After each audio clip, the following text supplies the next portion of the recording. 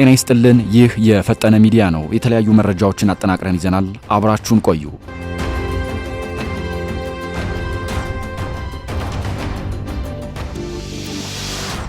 ተፈናቃዮች ወደ ቀያቸው እንዳይመለሱ ህወሓት እንቅፋት ሆኗል ሲል አቶ ጌታቸው ረዳ ከሰሱ። ኮሎኔል ደመቀ ዘውዱ በበኩላቸው ተፈናቃዮች ይመለሳሉ፣ የቀድሞ አስተዳደር ግን አይመለስም ማለታቸው ተሰምቷል። አቶ ጌታቸው ረዳ በአማራ ክልል ወልቃይት ዞን ተገኝተው በተፈናቃዮች ዙሪያ ተወያይተዋል ተብሏል። የፈጠነ ሚዲያ በዝርዝር ይመለከተዋል። 2 ሚሊዮን በሚሆን ማህበረሰብ የኢትዮጵያ ጥቅም መዘጋቱ ተገቢ አይደለም ሲሉ ፊልድ ማርሻል ብርሃኑ ጁላ ተናገሩ። ለፊልድ ማርሻል ብርሃኑ ጁላ ከኤርትራ በኩል የተሰጠ ምላሽ የለም ተብሏል። በመረጃ ሰዓታችን አካተነዋል፣ ተሰሙታላችሁ። የፖሊስ አባሉ በፈጸመው ያልተገባ ድርጊት እርምጃ እንዲወሰድበት ሆኗል ተብሏል። በዝርዝር እንመለከተዋለን።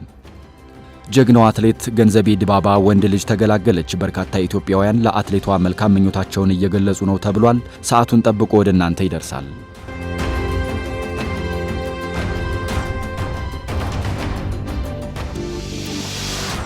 በዝርዝር ወደምንመለከታቸው መረጃዎች ስናልፍ ተፈናቃዮች ወደ ቀያቸው እንዳይመለሱ ህወሓት እንቅፋት ሆኗል ሲሉ አቶ ጌታቸው ረዳ ከሰሱ። አቶ ጌታቸው ረዳ ተፈናቃዮች ደህንነታቸው ተጠብቆ የሚመለሱበትን ሁኔታ ለመፍጠር ከሚመለከታቸው አካላት ጋር በሁመራ ከተማ መወያየታቸው ተነግሯል። የፕሪቶሪያው የሰላም ስምምነት ከተፈረመ በኋላ የፌዴራል መንግስት ተፈናቃዮችን ለመመለስ የተለያዩ ጥረቶችን ሲያደርግ ቆይቷል መባሉ ተነግሯል። ይሁን እንጂ በተፈናቃዮች ህይወት ቁማር የሚጫወተው የህወሓት ቡድን እያደናቀፈ የፌዴራል መንግስቱን ጥረት ውጤታማ እንዳይሆን አድርጓል በማለት ህወሓትን መክሰሳቸውም ነው የተሰማው። አቶ ጌታቸው ረዳ ከሚመለከታቸው አካላት ጋር እየተወያዩ ተፈናቃዮች ደህንነታቸው ተጠብቆ እንዲመለሱ እንዲያደርግ የቤት ስራ እንደተሰጠው ተነግሯል። ይህ በእንዲህ እንዳለ የአቶ ጌታቸው ረዳ ወደ ሁመራ መሄድን ተከትሎ አቶ ጌታቸው ከህወሓት ጋር በጥቅም ስለተጣሉ የትግራይ ህዝብን ጥቅም አሳልፈው ለመስጠት እየሞከሩ ነው፣ ይህም በታሪክ ያስጠይቃቸዋል የሚሉ ትችቶች ከትግራይ በኩል እየተሰማ ይገኛል። መሬቱ የማንም ይሁን የማን ህዝቡ ብቻ ይመለስ የሚል ሸፍጥ ለማንም አይጠቅምም የሚሉ ተጨማሪ ትችቶች እየተሰነዘሩ እንደሚገኙ ነው ለማወቅ የተቻለው። ተፈናቃይ ወደ ቀዬው ይመለስ፣ መሬቱን ወደ ትግራይ ክልል መልሱ፣ ታዝሎ የገባ ተስፋፊ ኃይል ይውጣ የሚሉ ሐሳቦች ከትግራይ በኩል እየተሰሙ እንደሚገኙ መረጃዎች ያመላክታሉ።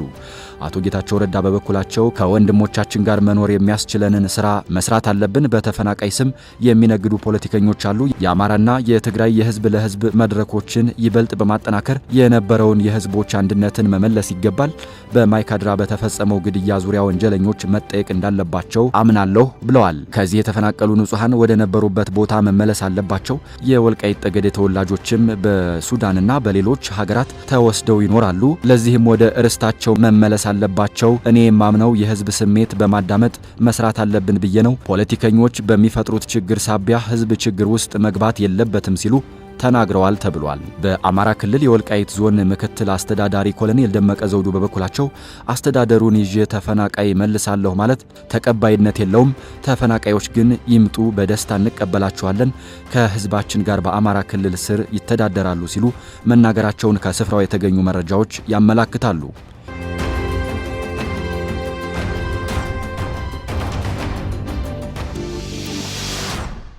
2 ሚሊዮን በሚሆን ማህበረሰብ የኢትዮጵያ ጥቅም መዘጋቱ ተገቢ አይደለም ሲሉ ፊልድ ማርሻል ብርሃኑ ጁላ ተናገሩ። ፊልድ ማርሻሉ ይህንን ያሉት ባሳለፍነው ቅዳሜ በተከበረው 118ኛው የሰራዊት ቀን ላይ ነው ተብሏል። ፊልድ ማርሻል ብርሃኑ ጁላ ባደረጉት ንግግር ኢትዮጵያ ሰላም፣ ልማትና የባህር በር ያስፈልጓታል ብለዋል።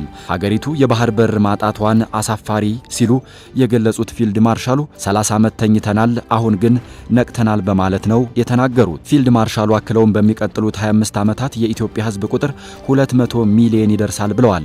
ሀገሪቱ የባህር በር የማግኘት ጥቅሟ 2 ሚሊዮን በሚሆን ማህበረሰብ መዘጋት የለበትም ሲሉም ጨምረው ተናግረዋል። ፊልድ ማርሻሉ የኢትዮጵያ ህዝብ 2 ሚሊዮን ይደርሳል በማለት ጥናትን መሰረት ሳያደርጉ ያደረጉት ንግግር ተገቢነት የለውም በማለት አንዳንድ ተቺዎች ሐሳባቸውን እየሰጡ እንደሚገኙ መረጃዎች ያመላክታሉ። ጠቅላይ ኢታማጆር ሹሙ 2 ሚሊዮን በማለት ስለገለጹት ማህበረሰብ ማብራሪያ ሳይሰጡ አልፈዋል። ከአንድ ወር በፊት የመከላከያ ሰራዊት የባህር በርን አስመልክቶ ባወጣው መግለጫ ኢትዮጵያ የአሰብን ወደብ ማጣቷ የ30 ዓመት ሆኖ መቆየቱን ተናግሮ ነበር። የቀይ ባህርና የአሰብ ወደብ ጥያቄ ትክክለኛ እንዳልሆነ መቀለድ ባንዳነት ነው ማለቱ አይዘነጋም። ፊልድ ማርሻሉ በንግግራቸው ኢትዮጵያ የባህር በር የማግኘት ጥያቄዋን እንደምትቀጥልበት ጠቁመዋል። ለፊልድ ማርሻሉ ንግግር ከኤርትራ መንግስት እስካሁን የተባለ ነገር አለመኖሩን መረጃዎች ጠቁመዋል።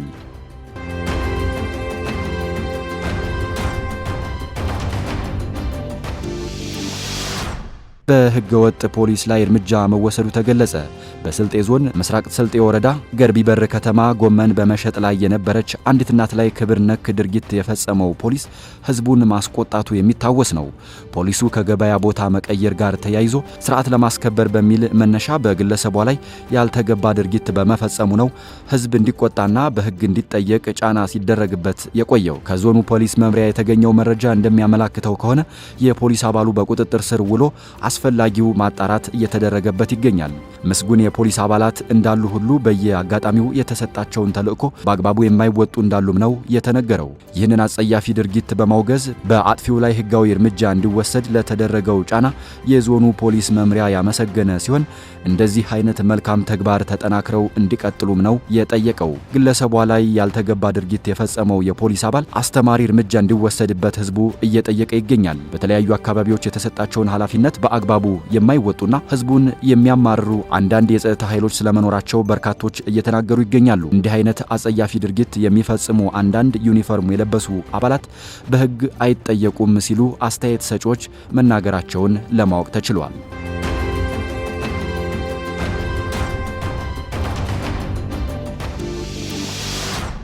አትሌት ገንዘቤ ዲባባ ወንድ ልጅ ተገላገለች። የዓለም ክብረ ወሰን ባለቤት አትሌት ገንዘቤ ዲባባ የመጀመሪያ ወንድ ልጅ መውለዷ ነው የተሰማው። ታላቋ ኢትዮጵያዊት ሯጭ የዓለም አትሌቲክስ ኮከብና የበርካታ የዓለም ክብረ ወሰን ባለቤት የሆነችው አትሌት ገንዘቤ ዲባባ የመጀመሪያ ልጇን በሰላም መገላገሏ በብዙ ኢትዮጵያውያን ዘንድ ደስታ ፈጥሯል።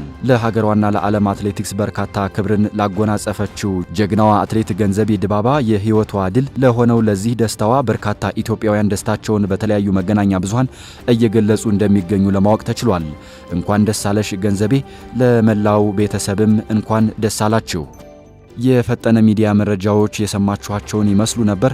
አብራችሁን ስለቆያችሁ እያመሰገን የፈጠነ ሚዲያን ላይክ፣ ሼር፣ ሰብስክራይብ በማድረግ ቤተሰብ ይሁኑ እንላለን። በሌላ መረጃ እስከምንመለስ በያላችሁበት መልካም ጊዜ